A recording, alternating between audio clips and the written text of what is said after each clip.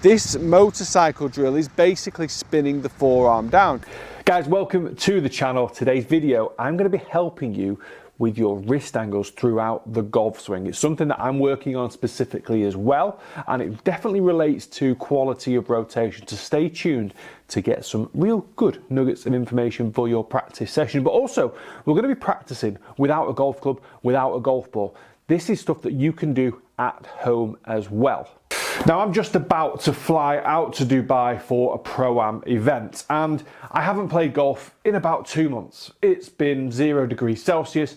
It's freezing cold. It's just not for me to be out there playing golf. And to be honest with you, playing golf now in the winter in the UK will not replicate playing golf in Dubai in 25 degrees Celsius. So it doesn't, I'm not swinging the same in these two climates, okay? So what I try and do a lot of, and I do this with all of my online students, practice at home dry drills. It's something that Pete Cowen always used to say, and he actually said if he was to coach a beginner golfer right now, he wouldn't even let them have a golf club for the first couple of months. The reason being, if you can't make certain movements with nothing in your hand, then you've got no chance of making it with a golf club and a golf ball in the way and a target waiting for you. So you want to be making movement patterns that you can then take to the golf club.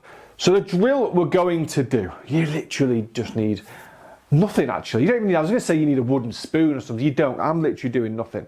I'm going to be using HACKMOTION. HACKMOTION have just brought out a brand new drill called the motorcycle drill, where you can basically watch as you're doing it. And that's exactly what I'm going to do now. So I'm going to fire up new motorcycle drill. I have it calibrated. Oh, no I don't. Now it's in position. It's gone up, it's back into position, and there we are. So we're ready to go. So basically what we're going to do, we're going to start at address, and this is going to check my wrist angle. So you can see that I've got 20 degrees of extension already. As I go to the top of the backswing, there we go. So I've not got enough, there we go. So I've got the perfect amount of extension, 4 degrees at the top. I don't want to go bowed, because that's a horrendous position to be in. I want to be neutral. And on the way down, what I'm going to do now is just slowly start my downswing. And as I do so, I'm going to allow, my hands are going to go more into flexion. Okay? So my hands are going to go more into flexion. They're going to strengthen the face angle, which is going to allow me to get that shaft lean. So if I do this from face on, swing up to the top. Oh, it loves it. On the way down, let me look at this one. Try and hold that wrist angle correctly. Oh, it likes me. Look at that wrist angle as I come into impact. Beautiful. Ho, ho. Green all the way round. Love it. Set up again. Set up. Like, wants me to hold, be static at setup. Swing to the top. Oh, what's wrong? There we go. So come back down slowly.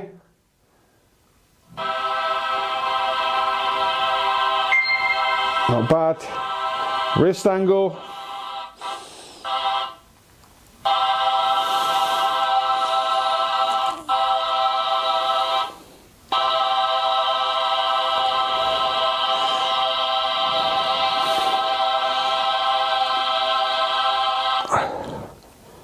Whew.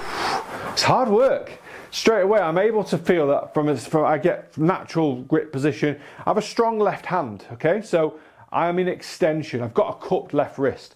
And basically what it's saying is you're starting off, what we're going there, 20 degrees-ish normally. Not quite as much as that, there we are, 20 degrees. By the time we get to the top, it's going to be slightly less than 20. There we are, 8.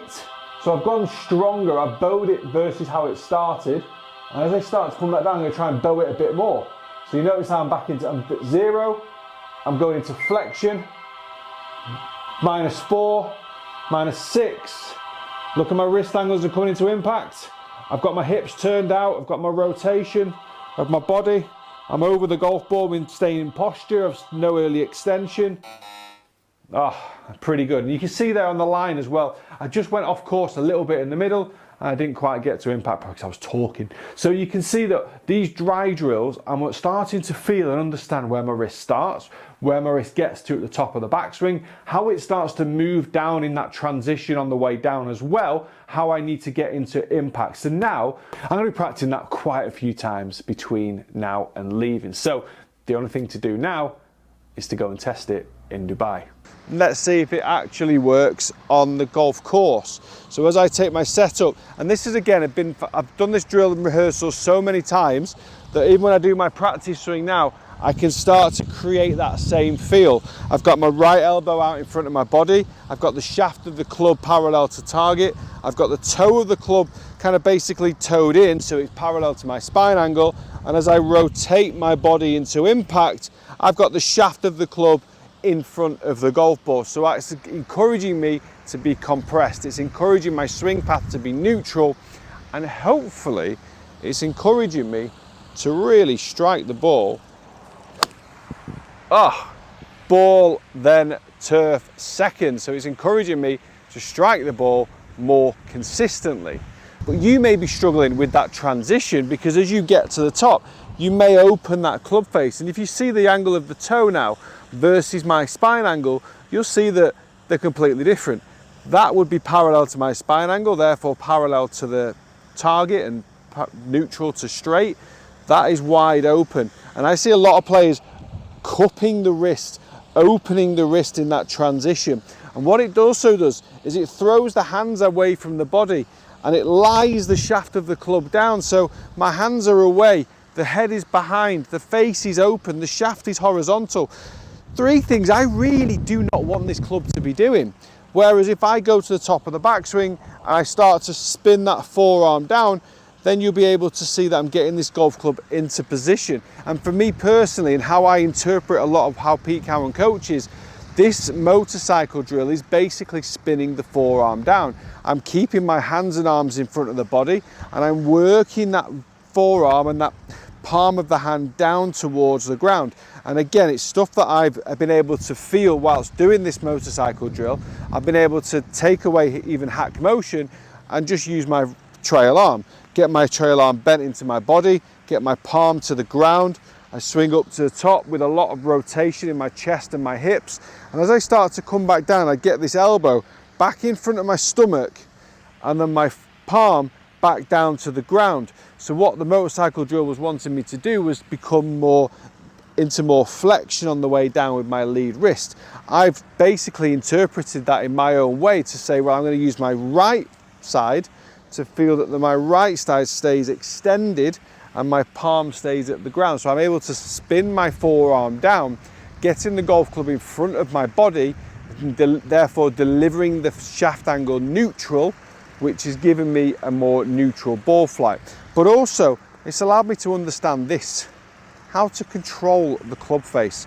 Too many players get obsessed with path. They forget about face. Face is super, super important. So we've got to make sure, this is more important than path, by the way, by far. If we can control face, what you'll also notice, if I just square that face up, is we're able to control path. Open face, square face. But what's it also done to the shaft angle? It's made it parallel to my feet, which we all know is basically neutral to the target. So really important that all of these things are understood, and they actually also go hand in hand to help make you a better player.